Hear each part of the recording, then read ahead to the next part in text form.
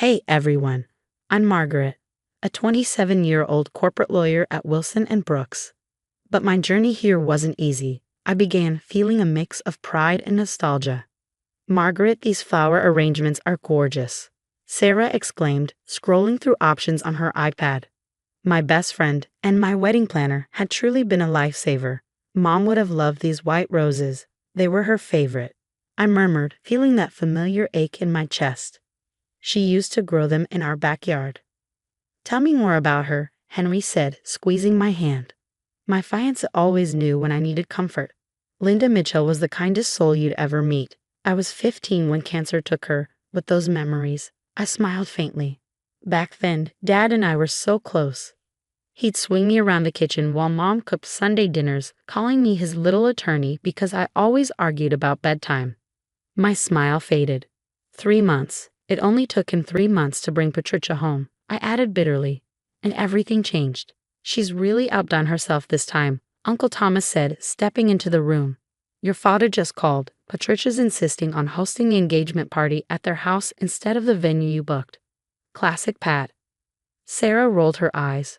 Remember when she accidentally spilled wine on your law school graduation dress, she asked, or when she convinced your dad you were too busy to join their Christmas vacation, then posted all those perfect family photos without you.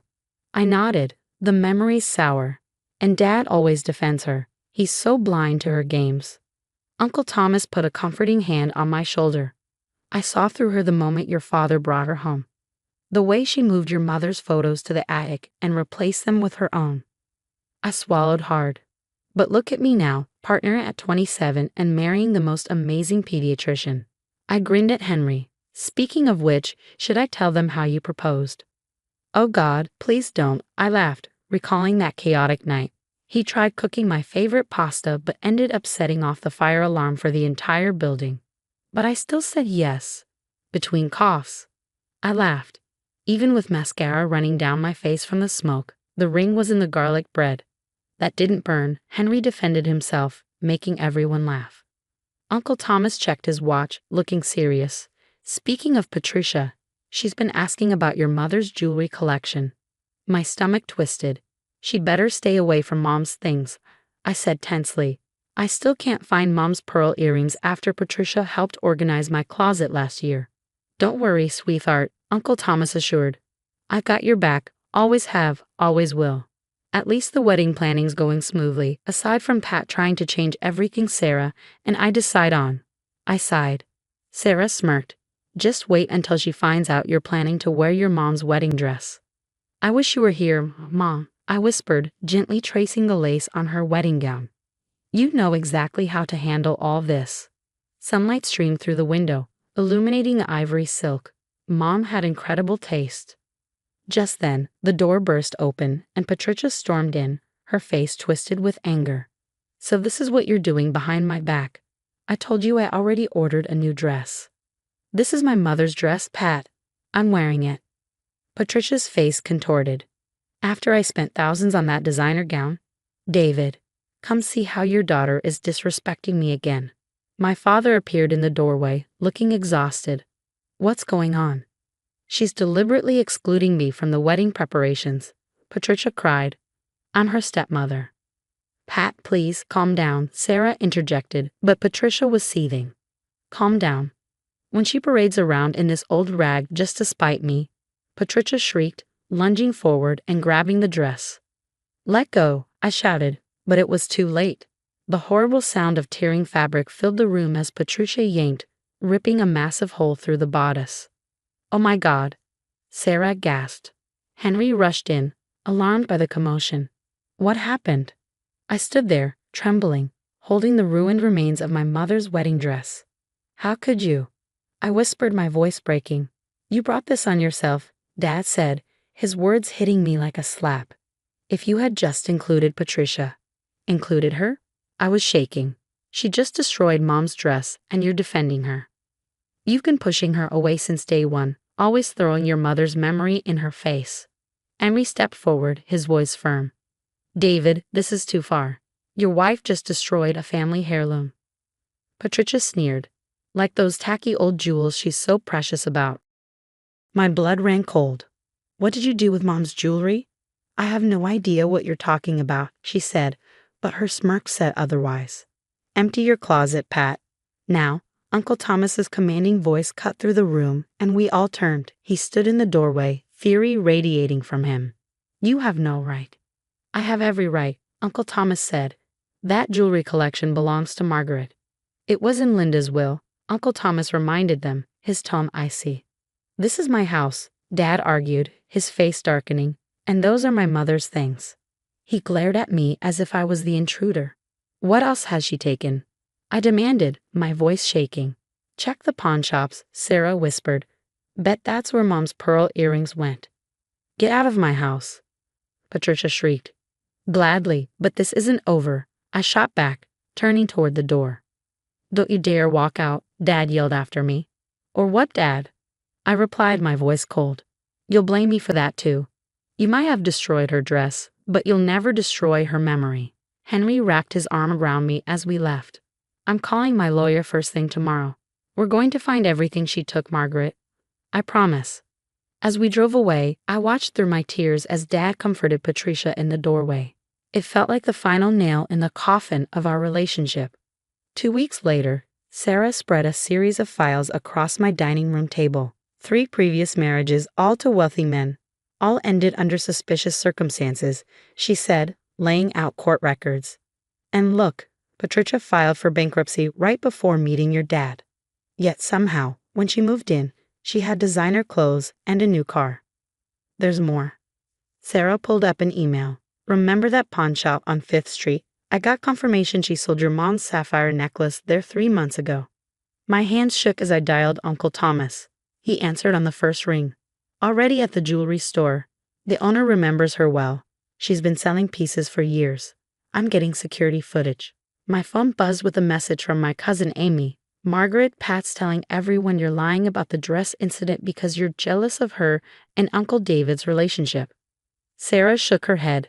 Classic manipulation. But wait until they see this. She showed me a Facebook post from 2015. There was Patricia sitting with Dad at a cafe. The date stamp was 2 weeks before Mom's death. They were having an affair while Mom was dying. My voice cracked. Look at her hand on his. Sarah's tone grew serious. It gets worse. Your dad's company records just came through. Patricia's been named primary beneficiary of everything. House, business, life insurance. The changes were made last month. Just then, my phone rang, Patricia's number. Put it on speaker, Sarah whispered, hitting record on her phone. You think you're so clever, digging around. Patricia's voice was venomous. Back off, or I'll make sure you lose everything. Like you made Mom lose everything. I shot back. Oh, your precious mother was weak, she sneered. I saw what I wanted and took it. David was so easy to manipulate while she was wasting away in that hospital. I clenched my fists. And now you're taking her jewelry? Taking? Patricia laughed. Honey, I've been selling her trashy trinkets since year 1. David never noticed, just like he won't notice when I'm done cleaning out the company accounts. You won't get away with this. Watch me. I just convinced your father to remove you from his will completely. Apparently, you're too unstable to inherit anything.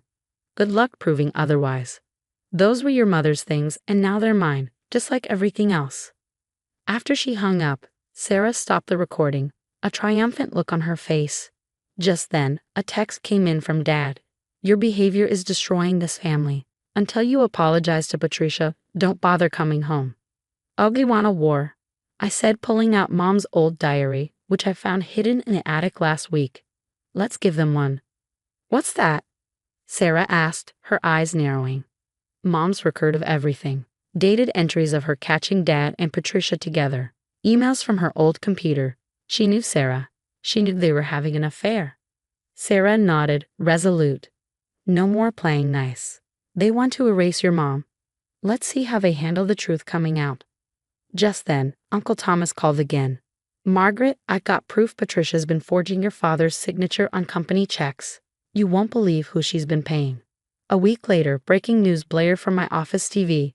Local businesswoman Patricia Mitchell arrested in connection with a multi-state fraud scheme.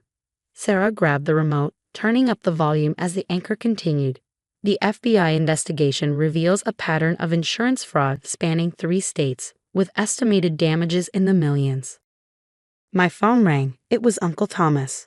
Margaret, you need to hear this. Your father just caught Patricia with Jack Thompson, his own business partner.